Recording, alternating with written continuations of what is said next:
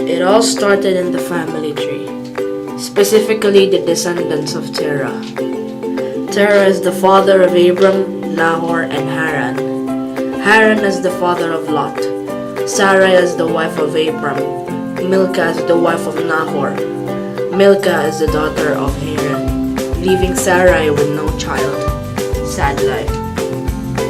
Terah, Abram, Lot, and Sarai planned to go to the land of Canaan. But when they came to Haran, they settled there. When Terah reached the age of 205 years old, she died. Abram departed from Haran at age 75, bringing Lot and Sarai with him. They set forth to the land of Canaan as commanded by God. And when they got there, Abram reached the oak of Moreh, and the Lord appeared and said, "To your offsprings I will give you this land." So he built there an altar of the Lord. There was famine in Egypt, so Abram went down to Egypt, for famine was severe in the land. When he was about to enter, he said to his wife, "I know well that you are beautiful, and when Egypt sees you, they will say, 'This is his wife.' Then they will kill me, but they will let you live. Say you are my sister, so it will go well of me because of you, that my life may be spared." When Abram entered Egypt, the Egyptians saw the beautiful woman, and the officials praised her, and took her to the Pharaoh's house and made Sarai his wife. But the Lord afflicted Pharaoh and his house with plagues because of Sarai. The Pharaoh said to Abraham, "Why didn't you tell me she was your wife? Why did you say she was your sister, so that I took her for my wife? Now then, here is your wife. Take her and be gone." So he returned Abram his wife. That did not sound good at all. Sarai had no children. She had an Egyptian slave girl whose name was Hagar, and Sarai said to Abram, "You see, the Lord has prevented me from bearing children. Go into my slave girl. It may be that I shall obtain children from her." And Abram did what she said. When Hagar got conceived, she despised Sarai. But Abram said to Sarai, "Your slave girl is in your power. Do her as you please." Then Sarai dealt harshly with her till Hagar ran away. The angel found Hagar and asked her to come back to her mistress and submit to her. The angel of the Lord said to her, "Oh, I will so greatly multiply your offsprings that they cannot be counted for multitude. Now you are conceived and shall bear a son. You shall call him Ishmael." When Abram was 99 years old, the Lord appeared and told him to change his name to Abraham, and that every male among him shall be circumcised at age 8, for it is a sign of the covenant between the Lord and Abraham. And as for Sarai, Lord changed her name to Sarah. The Lord will bless her and bear them a son, which they will name Isaac. God tested Abraham and said, "Take your son, your only son, whom you love so much, and go to the land of Moriah and offer him there as a sacrifice." When Abraham set out an altar ready to kill his beloved son, an angel appeared and said, Abram, Abram, do not lay your hand on the boy or do anything to him, for now I know you fear God. You shall be blessed."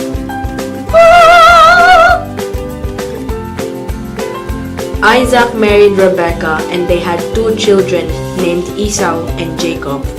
When they grew up, Esau became a skillful hunter, while Jacob was a quiet man. Isaac loved Esau and Rebekah loved Jacob. One time Jacob was cooking stew. Esau said, "Let me eat some of the red stuff, for I am famished." But Jacob said, "First, you sell me your birthright." And Esau gave him his birthright in return for food. Isaac became blind, and he called Esau and said, "I am old and I do not know the day of my death. Take your weapons and hunt game for me." Then prepare me a savory food and bring it to me to eat, so that I may bless you before I die." Rebekah heard this and commanded Jacob to cook something his father likes. Then Rebekah took the best garments of Esau and put it on Jacob. She put the skin of the goats on Jacob's hands and neck. Then she handed the savory food and bread that she prepared. Jacob presented himself to his father, and his father doubted at first but still blessed him, thinking that Jacob was Esau.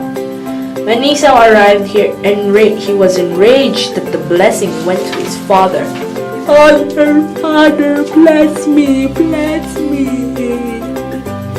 Laban had 2 daughters, and Jacob loved Rachel, the younger daughter. So he said, "I will serve you 7 years for your younger daughter Rachel." But after 7 years, it was tradition that one cannot give away the youngest unless the eldest was taken. So Jacob was given Leah, but he had to work for 7 more years to marry Rachel. The sons of Jacob were now 12. That is a lot.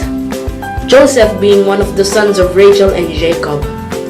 Jacob loved Joseph more than his other children and made him a long robe with sleeves, making his brothers envious. The brothers despised Joseph. One night, Joseph had a dream. He told his brothers about the dream and he said, "There we were, binding sheaves in the field. Suddenly, my sheaf rose and stood upright." Another one saying, "The sun, the moon, and 11 stars were bowing down at me."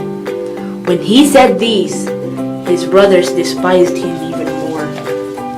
One day, his brothers plotted to kill him, but Reuben said, "Let us not take his life. No blood shall be shed." So they stripped his robe, threw Joseph in the pit, and they saw a caravan of Ishmaelites and decided to sell him for 20 pieces of silver. The Ishmaelites took Joseph to Egypt. The brothers slaughtered the goat and dipped it in robe and gave the robe to their father. Israel mourned for days and refused to be comforted, thinking his son was devoured by a wild animal. One night, the Pharaoh dreamed about 7 fat cows and 7 thin and ugly cows. The ugly cows eating up the fat cows. Pharaoh awoke and he fell asleep and dreamed for the second time. 7 ears of grain plump and good were growing. Then 7 ears thin ate up all the 7 plump ears. In the morning, he called for an interpreter, but no one could interpret the dream. The Pharaoh sent for Joseph and interpreted them as 7 good cows, meaning 7 good years, while 7 lean cows represent 7 years of famine. And all the plenty will be forgotten, for the famine will consume the land. When Jacob learned there was grain in Egypt, he sent his sons to go there, except for young Benjamin, fearing that Jacob will lose Benjamin too. Then the brothers reached Egypt. They bowed over Joseph. Joseph saw the familiar faces, but he pretended he did not know them. "Where did you come from?" he asked. "From the land of Canaan to buy food." "You are spies. I am sending you to prison unless your youngest brother will come here. Let one of you go while the rest stay in prison." News: Jacob dies and Joseph brings his body to the sacred place where his father wanted his body to be buried. After the burial, the brothers apologized to Joseph for all the bad things they have done. Joseph wept, and so was the brothers. "Even though you have intended to do harm to me, God intended it for good, in order to preserve a numerous people." Then Joseph died after 110 years. He was embalmed and placed in the coffin in Egypt.